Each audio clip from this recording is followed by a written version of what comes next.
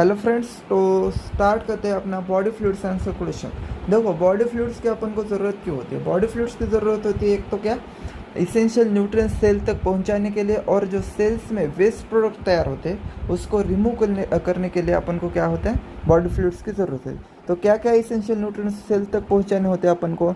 एक तो न्यूट्रिएंट्स होता है, एक ऑक्सीजन होता है, और दूसरे कोई इसेंशियल सब्सटेंस जैसे ग्लूकोज होगा, फैटी एसिड्स होगा। ये सब सब्सटेंसेस सेल्स तक पहुंचाने के लिए क्या होता है, अपन को बॉडी फ्लूइड्स की ज़रूरत होती है। और जो वेस्ट प्रोडक्ट सेल्स में तैयार होता है उसको रिमूव करने के लिए भी बॉडी फ्लूइड्स की ज़रूरत होती है। तो अपन देखते हैं कि कौन कौन से एनिमल में कौन कौन सी सिस्टम्स है जो कि ये बॉडी फ्लूइड्स को सर्कुलेट करती है। तो different groups of animals have evolve different methods for this transport.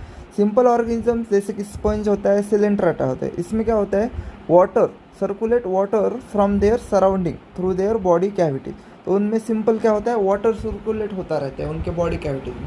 तो जब वाटर सर्कुलेट होता है तो उस वाटर में क्या होता है, इसेंशियल न्यूट्रिएंट्स उनके प्रोवाइड किए जाते हैं, और जो वेस्ट प्रोडक्ट होता है वो रिमूव किया जाता है। ठीक है। और दूसरे जो होते हैं more complex organisms use special fluid. अब कौन कौन से स्पेशल फ्लूइड होते हैं? Blood and lymph. तो देखो, blood is the most commonly used body fluid by most of the higher organisms including humans. ठीक है। तो अपन जो ह्यूमंस है उनमें क्या होता है, ब्लड से होता है। और दूसरे जो हायर एनिमल्स है जैसे बर्ड्स होगा, अपना रेप्टाइल्स होगा, इनमें भी ब्लड होता है। ठीक है। अब लिम्फ जो होता है, लिम्फ भी हेल्प करता है ट्रांसपोर्ट ऑफ सर्टन सब्सटेंसेस में। ठीक है। अब इस चैप्टर में अपन को यही डिटेल में पढ़ना है। देखो, पहले अपन को क्या पढ़ना है, ब्लड। देखो, ब्लड में क्या क्या होता है? ब्लड पहले तो क्या है, ब्लड एक स्पेशलाइज कनेक्टिव टिश्यू है। कनेक्टिव टिश्यू कौन कौन से होते हैं? अपना होता है कार्टिलेज एक कनेक्टिव टिश्यू है। दूसरा कौन सा होता है? बोन होता है। और तीसरा कौन सा होता है? अपना ब्लड। तो इस कनेक्टिव टिश्यू होते हैं, उसमें ब्लड क्या होता है, स्पेशलाइज कनेक्टिव टिश्यू। इसमें क्या क्या कंटेंट है ब्लड में? एक तो फ्लूइड मैट्रिक्स होता है, दूसरा प्लाज्मा होता है, और फॉर्म्ड एलिमेंट्स होते हैं। और फॉर्म्ड एलिमेंट्स में क्या क्या आता है? अपना आरबीसीज आता है, डब्ल्यूबीसीज होते हैं, और प्लेटलेट्स होते हैं। फॉर्म्ड एलिमेंट्स में आरबीसी, डब्ल्यूबीसी और प्लेटलेट्स होते हैं। तो देखते हैं पहले ब्लड का एक कंटेंट देखते हैं अपन, प्लाज्मा। अब देखो, प्लाज्मा कैसा होता है? स्ट्रॉ कलर्ड होता है, विस्कस फ्लूइड होता है। अब विस्कोसिटी अपन को कैसे पता चलेगी? देखो, एक एग्जांपल लेते हैं। एक है वाटर, दूसरा है हनी। ठीक है। वाटर और हनी, जब अपन इन दोनों को कंपेयर करते हैं तो वाटर क्या होता है, इजीली फ्लो होता है। ठीक है। एज़ कम्पेयर टू हनी उतना इजीली फ्लो नहीं होता। ठीक है। वो स्टिकी भी होता है, और उसका अपन कह सकते हैं कि उसका विस्कोसिटी ज़्यादा होता है, इसीलिए वो इजीली फ्लो नहीं होता। As compare to honey, water का विस्कोसिटी क्या होता है, कम होता है। तो अपन को ये विस्कोसिटी समझ में आए। ठीक है। अब देखते हैं क्या है viscosity fluid. Viscous fluid, plasma क्या है, एक विस्कस फ्लूइड है कंसिस्टिंग। ठीक है, प्लाज्मा क्या है, एक विस्कस फ्लूइड है जिसमें क्या होता है, 55% होता है प्लाज्मा। अपने ब्लड में 55% होता है प्लाज्मा। अब प्लाज्मा के अंदर 90 to 92% क्या होता है, वाटर होता है। एंड प्रोटीन्स रिमेनिंग जो 6 to 8% है वो क्या होते हैं, प्रोटीन्स होते हैं। अब प्रोटीन्स कौन कौन से होते हैं? पहला होता है फाइब्रिनोजन, ग्लोबुलिन्स, अल्ब्यूमिन। ठीक है। अब अल्ब्यूमिन का काम क्या होता है, ऑस्मोटिक बैलेंस होता है, ऑस्मोटिक बैलेंस। ग्लोबुलिन्स का काम क्या होता है, ये डिफेंस मैकेनिज्म में आता है, डिफेंस। और जो फाइब्रिनोजन होता है ये होता है अपना क्लॉटिंग फैक्टर, क्लॉटिंग में आता है। ठीक, तो ये याद रखना, दीज आर मेजर प्रोटीन्स। अब देखो, fibrinogens are needed for clotting. ठीक है। Globulins are primary involve in defence mechanism. ठीक है। और जो अल्ब्यूमिन्स होता है वो हेल्प इन ऑस्मोटिक बैलेंस। अब इन प्रोटीन के अलावा और क्या होता है प्लाज्मा में? देखो, मिनरल्स होते हैं। क्या क्या होते हैं मिनरल्स? कौन कौन से होते हैं? सोडियम, कैल्शियम, मैग्नीशियम, अपना बाइकार्बोनेट, क्लोराइड, ये सारे मिनरल्स होते हैं। और क्या होता है, ग्लूकोज होता है, अमाइनो एसिड्स होते हैं, और लिपिड होते हैं। तो जो प्लाज्मा के कंटेंट है ये पूरी तरह से आपको याद होनी चाहिए। ठीक है। अब are also present in plasma as they always in transient in the body. ठीक है। अब फैक्टर्स फॉर कोएगुलेशन और clotting of a blood are also present in the plasma. अब जो अपने जो क्लोटिंग फैक्टर होते हैं, आपको पता है क्या क्लोटिंग फैक्टर कितने होते हैं? टोटल क्लोटिंग फैक्टर होते हैं अपने बॉडी के अंदर 14 क्लोटिंग फैक्टर होते हैं। तो सारे के सारे क्लोटिंग फैक्टर किस में होते हैं? अपने प्लाज्मा में प्रेजेंट होते हैं, जो कि इनएक्टिव फॉर्म में होते हैं। ठीक है, अब अगर अपन ने प्लाज्मा माइनस क्लोटिंग फैक्टर किया तो अपन के पास क्या बचेगा? जो आता है उसे अपन कहते हैं serum. Plasma minus clotting factor उसे अपन कहते हैं सीरम। तो plasma without clotting factor is called as a serum. अब देखते हैं, पहला कंटेंट हो गया अपना प्लाज्मा, दूसरा है अपना फॉर्म्ड एलिमेंट्स। अब फॉर्म्ड एलिमेंट्स में मैंने पता है कि क्या क्या होता है? एरिथ्रोसाइट्स, ल्यूकोसाइट्स, प्लेटलेट्स, ये आते हैं फॉर्म्ड एलिमेंट्स। ये कितना परसेंट है होता है इसका ब्लड में? 45%। जो अपना प्लाज्मा है वो कितना है? 55%। और जो अपना फॉर्म्ड एलिमेंट्स है ये है 45%। ठीक है, अब इसमें पहला देखते हैं एरिथ्रोसाइट। एरिथ्रोसाइट आपको पता है ये क्या है? आरबीसी के बारे में उसका अपन एरिथ्रोसाइट बोलते हैं। ठीक है, RBC are the most abundant of all cells in the blood. ठीक है, अब जो एरिथ्रोसाइट, ल्यूकोसाइट, प्लेटलेट है उसमें से ज़्यादा सबसे कौन है? एरिथ्रोसाइट होते हैं। Healthy adult man on an average 5 million to 5.5 million of RBC per millimetre cube. तो एक हेल्दी ह्यूमन में कितने होते हैं आरबीसी का परसेंटेज? 5 मिलियन टू 5.5 मिलियन, इतना आरबीसी होता है पर मिलीमीटर क्यूब में। ठीक है, RBCs are formed in the red bone bar. अब देखो आरबीसी का कलर कौन सा होता है? रेड कलर होता है, रेड। तो उससे याद रखने का, रेड बोन मैरो कलर होता है रेड, तो रेड बोन मैरो रेड। तो आरबीसी किस में तैयार होता है? अपना रेड बोन मैरो में। RBCs are divide of nucleus. RBC के पास कोई न्यूक्लियस नहीं होता। Most of the mammals are biconcave. तो आरबीसी का शेप कौन सा होता है? बायकॉन्केव। यहाँ आरबीसी के बारे में अपन कुछ पॉइंट्स लिखते हैं। ठीक है, आरबीसी पहले तो क्या है? अपना बोन मैरो में तैयार होता है। बोन मैरो, कौन सा bone marrow? Red bone marrow. और इसका इसका वैल्यू क्या होता है? 5 to 5.5 मिलियंस, 5 मिलियंस पर मिलीमीटर क्यूब। ठीक है, और दूसरा क्या है? इसका शेप कौन सा होता है? Biconcave in shape and divide of nucleus. समझ में आया? इसमें न्यूक्लियस नहीं होता, आपको पता है। अब देखो आरबीसी में एक इम्पॉर्टेंट प्रोटीन होता है, कौन सा होता है? हीमोग्लोबिन। ठीक है, जो कि रेड कलर होता है। आरबीसी का जो रेड कलर है वो किसकी वजह से होता है? हीमोग्लोबिन की वजह से। Hence the colour and name of the RBC. A healthy individual had 12 to 16 gram of haemoglobin in every 100 ml of blood. तो ये हीमोग्लोबिन का कंसंट्रेशन होता है, ये होता है ग्राम्स में। ठीक है, दिस मॉलिक्यूल्स प्ले सिग्निफिकेंट। अब हीमोग्लोबिन का अपन ने ट्रांसपोर्ट में, breathing and exchange of gases में देखा कि हीमोग्लोबिन का काम क्या होता है? अपना transport of gases, transport of respiratory gases. RBCs have an average life span कितना होता है? 120 डेज होता है। ठीक है, and after 120 days the RBCs are destroy in the spleen. अब स्प्लीन को उसकी वजह से क्या बोलते हैं अपन? Graveyard of RBC.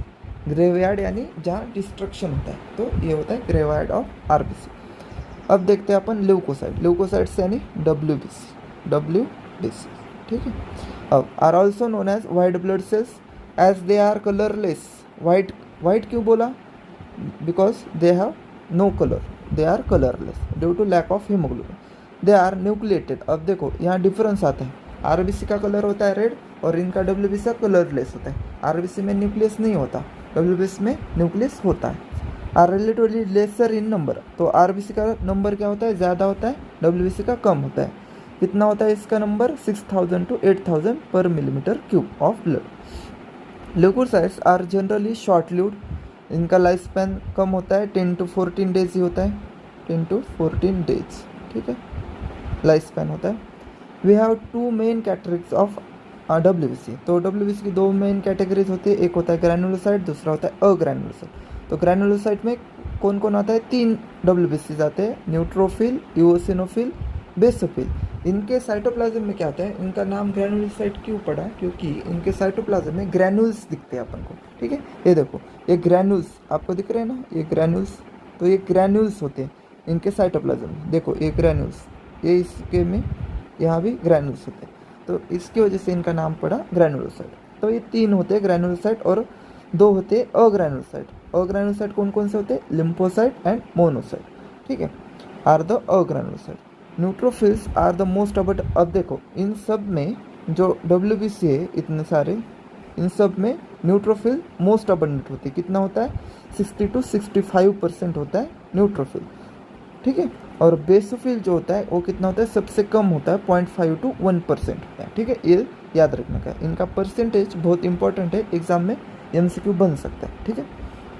अब देखो न्यूट्रोफिल्स एंड मोनोसाइट्स, ये कितना न्यूट्रोफिल्स एंड मोनोसाइट्स 6 to 8%। अब देखो जो मोनोसाइट है 6 to 8% है, ठीक है।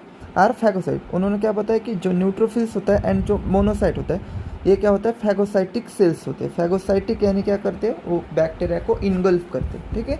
तो फैगोसाइटिक सेल्स होते हैं जो डिस्ट्रॉय करते हैं फॉरेन ऑर्गेनिजम्स को, ठीक है। जो बेसोफिल होते हैं वो क्या करते हैं? सिक्रेट करते हैं हिस्टामाइन, सीरोटोनिन एंड हिफेरिन। तो बेसोफिल सिक्रेट करते हैं हिस्टामाइन, सीरोटोनिन, हिफेरिन, जो कि क्या है? इन्फ्लामेटरी मेडिएटर्स होते हैं, ठीक है, इन्वॉल्व इन इन्फ्लामेटरी रिएक्शंस। तो जो हिस्टामाइन, सीरोटोनिन, हिपेरिन है इनको क्या बोलते हैं अपन? इन्फ्लामेटरी मीडिएटर्स, इन्फ्लामेटरी मीडिएटर्स, ठीक है। अब जो इओसिनोफिल होता है वो कितने परसेंट होता है? 2 to 3% होता है, जो कि क्या उसका काम क्या होता है? रेजिस्ट इन्फेक्शंस को रेजिस्ट करता है and are also associated with allergic reaction. तो मेन काम है इसका एलर्जिक रिएक्शंस। जो अपन को एलर्जी होती है, अस्थमा वगैरह, या और कोई भी अगर अपन को जो स्नीजिंग होता है वो किसकी वजह से होता है? इस इओसिनोफिल की वजह से होता है, ठीक है। अब जो लिम्फोसाइट होता है, लिम्फोसाइट जो कि अग्रेनुलोसाइट है वो कितने परसेंट होता है? 20 to 25% क्या होता है अपना? लिम्फोसाइट्स होता है। इसमें भी दो टाइप के लिम्फोसाइट होते हैं, B lymphocyte and T lymphocyte. B lymphocyte जो बोन मैरो में मैच्योर होते हैं, टी लिम्फोसाइट जो थाइमस में मैच्योर होते हैं, ठीक है। B and T lymphocyte are responsible for immune response of the body. जो बी लिम्फोसाइट होते हैं एंड टी लिम्फोसाइट होते हैं इम्यून रिस्पॉन्स के हेल्प करते हैं, ठीक है। जो बी लिम्फोसाइट होते हैं वो क्या करते हैं? प्लाज्मा सेल्स को एक्टिवेट करते हैं और प्लाज्मा सेल्स से क्या करते हैं? वो अपना इम्यूनोग्लोबुलिन्स बनाते हैं immunoglobulins, IgG, A, M, E, ठीक है, D, ये इम्यूनोग्लोबुलिन्स बनाते हैं कौन? बी लिम्फोसाइट, ठीक है। अब देखते हैं अपन प्लेटलेट्स, थर्ड कंपोनेंट ऑफ जो फॉर्म्ड एलिमेंट है उसका थर्ड कंपोनेंट है प्लेटलेट। प्लेटलेट क्या होता है? उसको अपन बोलते हैं थ्रोम्बोसाइट। देखो अपना जो किडनी होता है, ये अपना किडनी क्या करता है? थ्रोम्बोपोएटिन हार्मोन रिलीज करता है। कौन सा? थ्रोम्बोपोएटिन। और ये हार्मोन क्या करता है? जो मेगाकैरोसाइट्स होते हैं रेड बोन मैरो में, अपना जो बोन मैरो होता है उसमें मेगाकैरोसाइट्स होते हैं, मेगाकैरोसाइट्स, उसको ये थ्रोम्बोपोएटिन क्या करता है? स्टिमुलेट करता है। उसकी वजह से क्या होता है? मेगाकैरोसाइट्स क्या होते हैं? फ्रैगमेंट्स में कन्वर्ट होते हैं। इसके क्या होते हैं? फ्रैगमेंट्स पड़ते हैं, ठीक है, फ्रैगमेंट्स, जिसे अपन क्या बोलते हैं? प्लेटलेट्स। तो फ्रैगमेंट ऑफ मेगाकैरोसाइट्स उसे अपन क्या बोलते हैं? प्लेटलेट्स, फ्रैगमेंट्स ऑफ मेगाकैरोसाइट्स, ठीक है। Are thrombocytes are cell fragments, क्या होते हैं? जो प्लेटलेट्स होते हैं अपने सेल फ्रैगमेंट्स होते हैं, प्रोड्यूसर फ्रॉम मेगाकैरोसाइट्स। तो किससे बनते हैं? मेगाकैरोसाइट्स से बनते हैं, जो कि बोन मैरो में प्रेजेंट होते हैं। ब्लड नॉर्मली कंटेंस, इसका नंबर क्या है? 1.5 लाख टू 3.5 लाख, ये नॉर्मल नंबर होता है प्लेटलेट्स का, ठीक है। Platelets can release a variety of substance. तो प्लेटलेट्स आपको पता है कि कोएगुलेशन में पार्टिसिपेट करते हैं, तो ये वैरायटी ऑफ सब्सटेंस रिलीज करते हैं which are involve in coagulation और क्लॉटिंग ऑफ अ ब्लड। और reduction in the number can lead to clotting disorder. अब सिंपल है ना, अगर प्लेटलेट का काम है क्लॉटिंग में हेल्प करना, तो उनका अगर नंबर कम हुआ तो क्या होगा? क्लॉटिंग नहीं होगा, तो जिससे क्या होगा? ब्लीडिंग डिसऑर्डर्स होंगे, ठीक है। अगर आपको इंजरी हुई तो इंजरी क्या होगी? वो कंटिन्यूसली ब्लीड करते रहेंगे, वहाँ से ब्लड आता ही रहेगा, वो जनरली क्लॉट नहीं होगी, ठीक है, which will lead to excessive loss of the blood from the body, ठीक है। ये हो गए अपने फॉर्म्ड एलिमेंट्स। अब नेक्स्ट देखते हैं, अब देखते हैं अपन ब्लड रूल्स। देखो ब्लड रूल्स में दो ब्लड ग्रुपिंग सिस्टम होते हैं, कौन कौन सी? ABO ब्लड ग्रुपिंग और RH ब्लड ग्रुपिंग, ठीक है। अब देखते हैं अपन ABO blood grouping. ABO blood grouping में क्या होता है? अपन का जो पूरे ह्यूमंस का जो कुछ भी ब्लड है अपन उसको डिवाइड करते हैं 3 कैटेगरीज में। पहला किसी का ए ब्लड ग्रुप होगा, किसी का बी होगा, सॉरी 3 नहीं 4 कैटेगरीज होते हैं। पहला ए बी एक होगा और ओ होगा, ठीक है। ये 4 कैटेगरीज होते हैं ब्लड ग्रुप के। कौन कौन से होते हैं? ए बी एंड ओ, ठीक है। अब देखते हैं इसमें क्या क्या डिफरेंस होता है इन चारों ब्लड ग्रुप में। देखो, जो एंटीजन होता है ना, आरबीसी के ऊपर एंटीजन होता है, एंटीजन ए होगा, एंटीजन बी होगा, तो क्या होगा? देखो, अगर किसी के पास एंटीजन ए है तो उसका ब्लड ग्रुप अपन कहते हैं A blood group. Antigen A if present तो उसका ब्लड ग्रुप क्या आता है? A. If antigen B is present उसका ब्लड ग्रुप होगा बी। इफ दोनों एंटीजन प्रेजेंट है, ए एंड बी दोनों एंटीजन प्रेजेंट है, तो उसका ब्लड ग्रुप क्या होगा? ए बी ब्लड ग्रुप होगा। अगर दोनों एंटीजन अब्सेंट है, एंटीजन दोनों अब्सेंट है, तो उसका ब्लड ग्रुप अपन कहते हैं ओ। अब एक बात याद रखना, क्या है वो? If antigen is present, if antigen is present, it's corresponding antibodies is absent, corresponding antibody is absent, ठीक है। तो ये नोट याद रखना, ये नोट है आपके लिए, ठीक है। देखो, अगर किसी की जो आरबीसी है उस पर अगर ए एंटीजन प्रेजेंट है तो इसका मतलब क्या है? उसका करस्पॉन्डिंग एंटीबॉडी उस ब्लड में अब्सेंट होगा। तो ए एंटीजन का करस्पॉन्डिंग एंटीबॉडी कौन सा होता है? ए एंटीबॉडी, ठीक है, एंटी ए। तो एंटी ए एंटीबॉडी क्या होता है? उस ब्लड में अब्सेंट होता है। देखो, अगर ए एंटीजन प्रेजेंट है तो यहाँ ए एंटीबॉडी है क्या? नहीं है ए एंटीबॉडी, यहाँ कौन सी है? बी एंटीबॉडी है। तो ये सेंटेंस याद रखना कि if any antigen is present, it's corresponding antibody is absent. तो अगर ए एंटीजन होगा तो अपने पास ब्लड में, प्लाज्मा में कौन सी एंटीबॉडी होगी? बी एंटीबॉडी होगी। अगर बी एंटीजन होगा तो एंटीबॉडी उसकी करस्पॉन्डिंग होगी क्या? नहीं होगी, दूसरी होगी, तो एंटी ए होगी, ठीक है। अगर दोनों एंटीजन है तो उनके एंटीबॉडीज प्रेजेंट दोनों की भी नहीं होगी, तो नील होगा, ठीक है। अगर कोई भी एंटीजन नहीं है तो उसमें क्या होगा? दोनों एंटीबॉडीज प्रेजेंट होगी, ठीक है। अब देखते हैं कि उस पर्सन को कौन कौन ब्लड डोनेट कर सकता है। देखो, अब जिसका ए ब्लड ग्रुप है उसको ए डोनेट कर सकता है और ओ डोनेट कर सकता है। ओ हर किसी को डोनेट कर सकता है। ओ को अपन बोलते हैं यूनिवर्सल डोनर। जो ओ ब्लड ग्रुप होता है ये क्या होता है? अपना यूनिवर्सल डोनर होता है, यूनिवर्सल डोनर होता है। अब ये हर किसी को ब्लड डोनेट कर सकता है क्योंकि इसके अंदर कोई भी एंटीजन नहीं होता। अगर एंटीजन नहीं होगा तो एंटीबॉडी उसको रिएक्ट नहीं कर पाएगी, एंटीजन नहीं होगा तो एंटीबॉडी रिएक्ट नहीं कर पाएगी, इसीलिए वो हर किसी को ब्लड डोनेट कर सकता है, ठीक है। अब जो ए बी होता है ना, ए बी को बोलते हैं यूनिवर्सल, जो होता है वो रिसेप्टर होता है, यूनिवर्सल, ठीक है। यूनिवर्सल जो अपना ओ ब्लड ग्रुप होता है वो होता है यूनिवर्सल डोनर होता है, और जो ए बी ब्लड ग्रुप होता है ना उसे बोलते हैं यूनिवर्सल रिसिपिएंट, ठीक है। Universal recipient, universal recipient. उसको क्यों अपन रेसिपिएंट बोले? क्योंकि ए बी वाला होता है ना वो हर किसी से ब्लड ले सकता है, क्योंकि ए बी में ए बी है बी बी है, ए बी एंटीजन है बी बी एंटीजन है, तो ए ब्लड ग्रुप से भी ब्लड ले सकता है, बी ब्लड ग्रुप से भी ले सकता है, ओ से भी ले सकता है, क्योंकि ओ में कोई भी एंटीजन नहीं है, ठीक है। ये बात समझ में आई? तो जो ए है वो ए से ले सकता है, ओ से भी ले सकता है, बी वाला बी से और ओ से ले सकता है, जो ए बी वाला है वो यूनिवर्सल रेसिपिएंट हो वो चारों से ले सकता है, और जो ओ वाला है वो सिर्फ ओ से ले सकता है, ठीक है। ये नीचे वही दिया है, यूनिवर्सल डोनर और यूनिवर्सल रेसिपिएंट। अब नेक्स्ट देखते हैं अपन आर एच ग्रुपिंग। ये हो गया अपना ए बी ओ ग्रुपिंग। अब देखते हैं R H grouping. R H grouping में दो ही ग्रुपिंग होती है, आर एच पॉजिटिव और आर एच नेगेटिव, ठीक है, दो ही। अगर आपके ऊपर आर एच एंटीजन प्रेजेंट है तो अपन बोलेंगे आर एच पॉजिटिव, अगर एब्सेंट है तो आर एच नेगेटिव। तो आर एच ये कहाँ से आया है? रेसस मंकी रेसस मंकी के नाम से आता है RH, ठीक है। अब एन RH नेगेटिव पर्सन, अब देखते हैं एक कंडीशन, इसमें मोस्ट इम्पॉर्टेंट एक कंडीशन होती है, कौन सी होती है, इरिथ्रोब्लास्टोसिस फिटालिस, इरिथ्रोब्लास्टोसिस, इस पे MCQ आता ही आता है, फिटालिस, इसको प्रॉपरली समझ लें।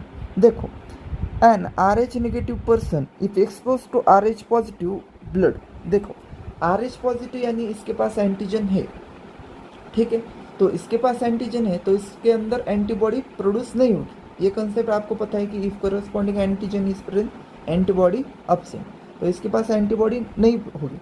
लेकिन जो RH नेगेटिव पर्सन है इसके पास क्या है, एंटीबॉडीज है, क्योंकि इसके पास RH एंटीजन नहीं है तो इसके पास एंटीबॉडी होगी। जब RH negative person RH positive blood को एक्सपोज होता है तो क्या है, इसके पास एंटीबॉडी है और यहाँ एंटीजन है RH पॉजिटिव ब्लड में, तो यहाँ क्या होगा, रिएक्शन होगा, ठीक है, तो ये कंपेटेबल नहीं है, ठीक है, will form specific antibodies against the RH antigen. तो RH नेगेटिव वाला जो पर्सन है वो क्या करता है, एंटीबॉडीज तैयार करता है। Therefore RH group should also be matched up before transfusion, अगर इसने एंटीबॉडीज तैयार की, अगर कोई RH नेगेटिव पर्सन है और अपन ने उसको RH पॉजिटिव ब्लड दिया तो ये क्या करेगा, RH नेगेटिव वाला एंटीबॉडीज तैयार करेगा और वहाँ क्या होगा, रिएक्शन होगा, जो कि पर्सन के हेल्थ के लिए वेरी डेंजरस होता है, ठीक है। A special case of RH incompatibility, अब देखो ये special case has been observe between RH negative blood of a pregnant mother, ये होता है अपना इरेथ्रोब्लास्टोसिस फिटालिस का कंडीशन होता है। देखो मदर क्या है, RH नेगेटिव मदर है with RH positive blood of foetus, तो उसके अंदर जो फिटस है, एक प्रेग्नेंट लेडी है उसका RH नेगेटिव ब्लड ग्रुप है और जो फिटस है उसके अंदर उसका RH पॉजिटिव ब्लड है, ठीक है। RH antigen of foetus do not get exposure to RH negative blood of the mother in the first pregnancy. देखो जब फर्स्ट प्रेगनेंसी है तो क्या होता है, जो प्लासेंटा होता है वो बैरियर होता है, वहाँ से मदर का ब्लड फिटस तक नहीं जाता और फिटस का ब्लड मदर तक नहीं जाता, तो उस बैरियर में क्या होता है, वहाँ कोई भी एक्सपोजर नहीं होता, ठीक है, in first pregnancy as the two bloods are well separated by the placenta, ठीक है। However during the delivery of the first child, अब देखो ड्यूरिंग डिलीवरी होते समय क्या होता है, वहाँ ब्लीडिंग होती है तो क्या होता है, जो फिटस का ब्लड है ना वो एक्सपोज होता है वहाँ मदर्स के ब्लड से, तो फिटस का ब्लड अगर एक्सपोज हुआ मदर के ब्लड से, फिटस का ब्लड होता है RH पॉजिटिव, मदर का होता है नेगेटिव, तो मदर क्या करेगी, एंटीबॉडीज तैयार करेगी, ठीक है। There is possibility of exposure of maternal blood to the small amount of RH positive blood from the foetus, तो ड्यूरिंग प्रेगनेंसी डिलीवरी क्या होता है, वहाँ एक्सपोजर होता है। In such cases the mother start preparing antibodies against RH antigen in her blood in case of her subsequent pregnancy, ठीक है। अब फर्स्ट प्रेगनेंसी तो सक्सेसफुल हो गई, वहाँ कोई कॉम्प्लिकेशन नहीं हुआ, लेकिन अगर नेक्स्ट प्रेगनेंसी में भी सेम वही केस हुई कि जो फिटस है वो RH पॉजिटिव हुआ, तो फिटस RH पॉजिटिव हुआ तो क्या होता है कि मदर के पास ऑलरेडी एंटीबॉडीज़ डेवलप हुई होती है, तो मदर की एंटीबॉडीज़ क्या होती है, वहाँ प्लासेंटा को क्रॉस करके फिटस तक जाती है और फिटस में क्या करती है, कॉम्प्लिकेशंस करती है। The RH antibodies from the mother RH negative can leak into the blood of the fetus RH positive and destroy the fetal RBC, तो क्या करती हो, एंटीबॉडीज क्या करती है, फीटल RBCs को डिस्ट्रॉय करती है। This could be fatal to the foetus, और फिटस के लिए फेटल कंडीशन होती है, could cause severe anaemia and jaundice to the baby. This condition is called as erythroblastosis fetalis, इसी को अपन क्या बोलते हैं, इरिथ्रोब्लास्टोसिस फिटालिस। इस कंडीशन को प्रॉपरली आपको पढ़ना है, ये एग्जाम में आता ही आता है, ठीक है। सिंपल है, RH पॉजिटिव मदर है, जो मदर है वो RH पॉजिटिव होती है और जो फिटस है RH नेगेटिव होता है, तभी ये कंडीशन हो सकती है। अगर फिटस भी RH पॉजिटिव है, मदर भी RH पॉजिटिव है तो ये नहीं होगा, फिटस भी RH नेगेटिव है, मदर भी RH नेगेटिव है तो ये नहीं होगा। सिर्फ मदर, सॉरी मेरी गलती है, मदर क्या है, RH नेगेटिव है और जो फिटस होता है वो RH पॉजिटिव होता है, ठीक है, तो ये कंडीशन हो सकती है। This can be avoided by administering anti RH antibodies, तो अपन इसको अवॉइड कैसे करते हैं, तो अगर इसको अवॉइड करने का एक सिंपल तरीका है, जब फर्स्ट प्रेगनेंसी हुई ना, आफ्टर डिलीवरी मदर को क्या करते हैं अपन, RH एंटीबॉडी का एक इंजेक्शन देते हैं, RH antibodies to the mother immediately after delivery of the first child. ठीक है, तो आपको ये समझ में आया।